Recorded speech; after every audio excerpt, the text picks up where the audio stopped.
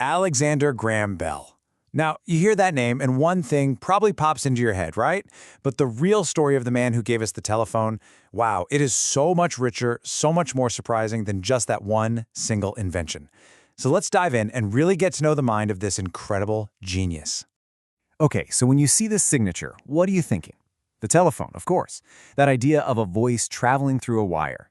And look, for most of us, that's where the story kind of begins and ends. But what if I told you that was just one chapter in a life that was just absolutely jam-packed with relentless curiosity? Get this. This thing here is the HD-4, a hydrofoil boat. And back in 1919, Bell's design didn't just break the world water speed record, it completely smashed it, hitting over 70 miles per hour. I mean, that's fast even today, and that record stood for a whole decade. This wasn't some little side hobby. This was a serious piece of engineering. And if conquering the water wasn't enough, he also looked to the sky. Bell actually founded and funded the Aerial Experiment Association. They're the ones who designed and flew the Silver Dart in 1909, which was the very first powered aircraft flight in all of Canada. So the man we connect with one single invention was actually a pioneer on land, on the water, and in the air. So where on earth did this incredible drive come from? To really understand the inventor, we have to go all the way back to the beginning. See, his entire life was shaped by these two powerful and kind of opposing forces, the world of sound and the deep, profound reality of silence. His childhood was this fascinating mix. On the one hand, you had his father, his grandfather, his uncle. They were all experts in elocution, basically the science of clear speech. You could say sound was the family business.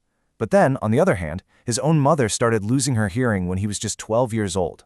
And that personal challenge, that world of silence, is what lit the fire for his lifelong passion for acoustics. He wanted to bridge that gap. And you could see that inventive spark super early. At just 12, he built a machine to get the husks off of grain for a friend's family mill.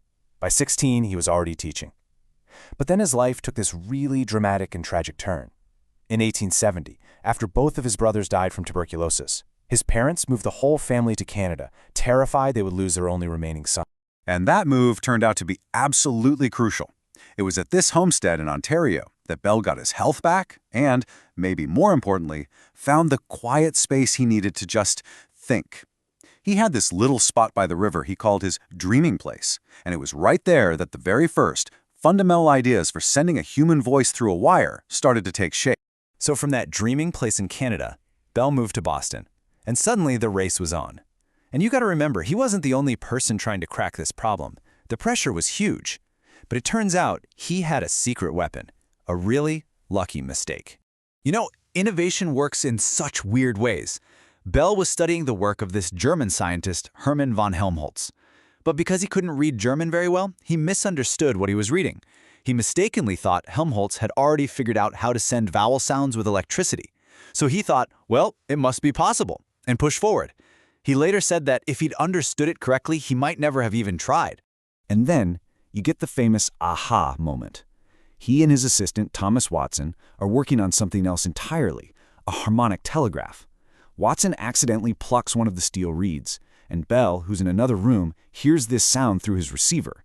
But it wasn't just a click. He heard the richness of the sound, the overtone of the pluck.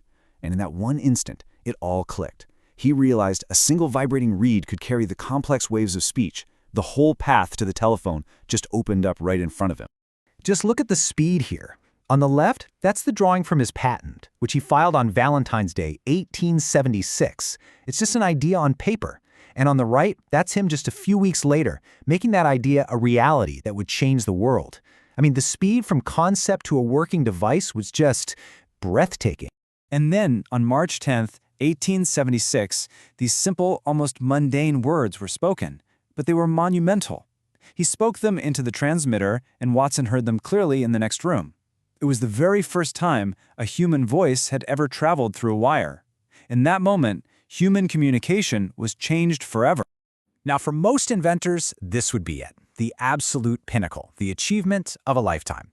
But for Alexander Graham Bell, this was just the beginning. The success didn't satisfy his curiosity, it just gave him the resources to fund it. And the growth was just explosive. Think about this. Just 10 years after that first call, by 1886, over 150,000 homes in the U.S. had a telephone. Bell's invention went from a lab experiment to an essential part of modern life in the blink of an eye. His fame was literally set in stone and bronze, like with this memorial in Brantford, Ontario. They call it the Telephone City. The whole world recognized how huge his achievement was. But Bell himself? He had already moved on to the next puzzle. Just look at this list, it's incredible. He invented the photophone, which sent sound on a beam of light. That's basically the forerunner to modern fiber optics.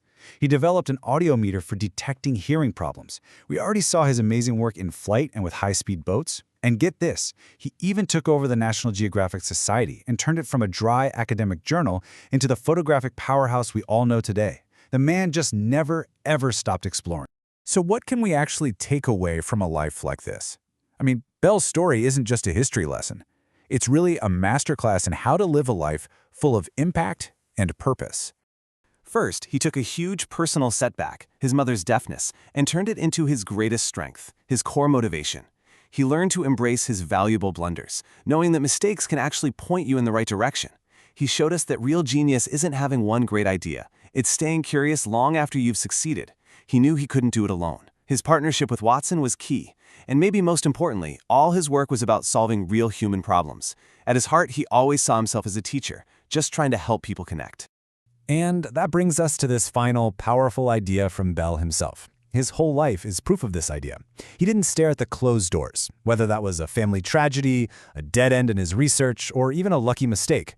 He was always looking for the next door that had just opened. And that really leaves us with a question, doesn't it? What open doors are right in front of us that maybe we're just failing to see?